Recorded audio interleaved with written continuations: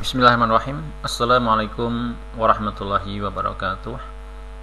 Alhamdulillah hamdan katsiran tayyiban mubarakan fih kama yuhibbu rabbuna wa yardah. Asyhadu an la ilaha illallah wa asyhadu anna Muhammadan abduhu wa rasuluh sallallahu alaihi wa ala alihi wa sahbihi ajmain, amma ba'du. Kepada anak-anakku semuanya, kelas 4 Madrasah Salafiyah Ula Al-Karimah yang kami cintai karena Allah Subhanahu wa taala. Alhamdulillah, di pertemuan kali ini kita insyaallah akan menyelesaikan materi kita di IPA kelas 4 pada bab kedua kita berkaitan dengan susunan dan fungsi bagian-bagian tumbuhan. Ya. Coba kita ingat kembali pada pertemuan sebelumnya beberapa bagian-bagian tumbuhan yang sudah kita pelajari bersama, mulai dari akar, batang, ya. Kemudian nanti insya Allah kita akan lanjutkan beberapa bagian-bagian yang lain beserta fungsinya. Oke. Anak-anakku semuanya yang kami cintai dan yang kami banggakan, semoga Allah Subhanahu wa taala senantiasa memberikan kemudahan dan juga kebaikan untuk kita semuanya, terkhusus di masa-masa seperti ini, ya. Dan semoga Allah Subhanahu wa taala segera mengangkat wabah dari negeri kita, dari bumi ini umumnya, sehingga kita bisa beraktivitas normal seperti sedia kala, bisa bertatap muka, bisa menjalankan berbagai macam aktivitas belajar mengajar kita di sekolahan. Anak-anakku semuanya yang kami cintai, kita akan ingatkan kembali pada pertemuan yang lalu beberapa bagian-bagian tubuh tumbuhan yang insyaallah akan kita pelajari pada bab kedua ini. Mulai yang pertama, yang kebanyakan berada di bagian dalam tanah yang dinamakan dengan akar, ya.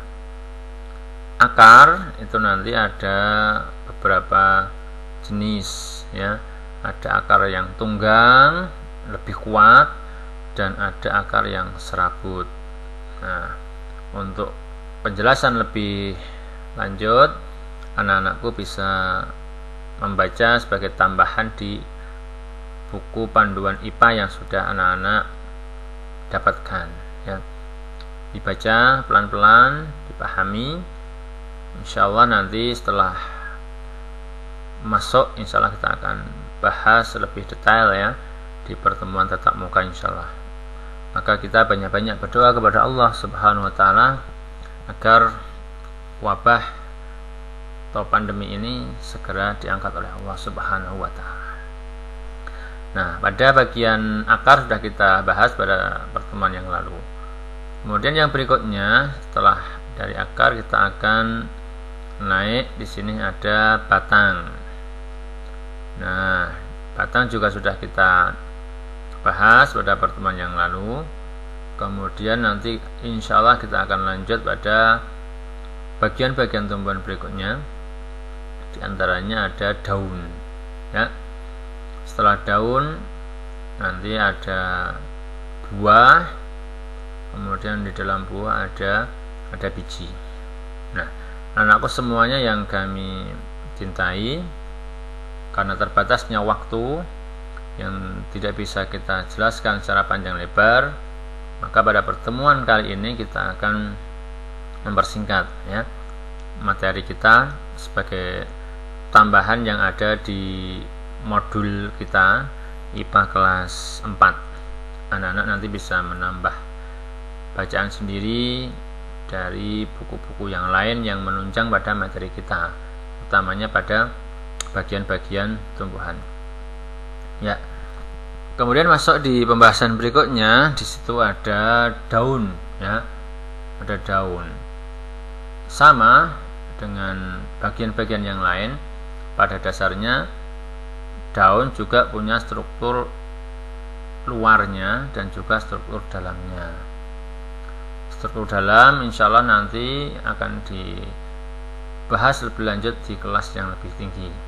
Nah, daun yang sering kita jumpai itu banyak sekali bentuk dan jenisnya, ya. Ada berbagai macam tipe-tipe dan bentuk daun, ya.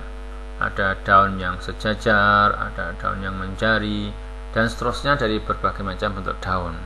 Nah, insya Allah anak-anakku semuanya bisa mengamati di sekitar area rumah anak-anakku semuanya beberapa bentuk-bentuk daun, ya, baik dari daun pohon buah-buahan maupun tanaman bunga ataupun tanaman hias atau yang lainnya. Nanti anak-anak bisa observasi, bisa mengamati, dan mungkin bisa mengambil, ya, gambar, foto beberapa jenis dan bentuk daun. Insya Allah akan kita berikan sebuah penugasan untuk anak-anakku semuanya, memberikan sebuah gambar atau foto bentuk-bentuk daun di area sekitar rumah anak-anakku semuanya, ya. Di dalam daun juga terdapat stomata, ya, stomata. Stomata merupakan lubang yang terdapat di bagian bawah daun sebagai jalur keluar masuknya udara. Nah, apa fungsi daun bagi tanaman itu sendiri? Yang pertama, fungsi daun adalah sebagai tempat untuk fotosintesis. Dalam bahasa kita mungkin sering kita istilahkan dapur, ya, dapur, yaitu untuk memasak, tempat area untuk memasak. Seperti halnya dapur, maka daun juga adalah area tempat untuk membuat makanan secara bantuan dari beberapa bahan yang dibutuhkan dengan bantuan sinar matahari. Kemudian fungsi daun yang kedua itu sebagai tempat pertukaran gas yang telah kita jelaskan tadi melalui stomata, lubang daripada lubang di bagian daun. Yang ketiga sebagai organ pernafasan, ya. Kemudian yang keempat, tempat terjadinya transpirasi dan juga gutasi. Ini nanti insya Allah akan kita pelajari di kelas yang lebih tinggi, gutasi dan transpirasi, ya. Ini seperti mudahnya pada tetesan air, ya, yang melalui daun. Kemudian yang terakhir, daun juga bisa berfungsi sebagai alat perkembangbiakan vegetatif, ya, alat perkembangbiakan untuk secara tidak kawin, tidak bertemu langsung antara betina dengan pejantannya. Contohnya apa? Contohnya adalah pada cocor bebek, ya, cocor bebek. Ini sebagai alat untuk perkembangbiakan secara vegetatif. Nah, anak-anakku semuanya, mungkin sampai sini dulu karena terbatasnya waktu dan mungkin kuota yang perlu kita jaga bersama. Anakku bisa belajar secara mandiri bersama orang tua, didampingi kakak atau juga teman-teman yang ada di sekitar rumah untuk belajar bersama berkaitan dengan materi kita di bab 2 ini. Semoga apa yang sedikit ini bisa bermanfaat untuk anak-anakku semuanya, dan selamat belajar, selamat beraktivitas. Jangan lupa untuk senantiasa murojaah, ya, murojaah dari apa yang diberikan dari ustadz sekalian untuk anak-anakku semuanya, terutama untuk menjaga hafalan Al-Qur'annya, hafalan hadisnya, dan juga hafalan dari doa-doa harian. Demikian dulu anak-anakku semuanya, kita tutup dulu dengan doa kafaratul majelis. Subhanakallahumma bihamdik, asyhadu an la ilaha illa anta, astaghfiruka wa atubu ilaik. Assalamualaikum warahmatullahi wabarakatuh.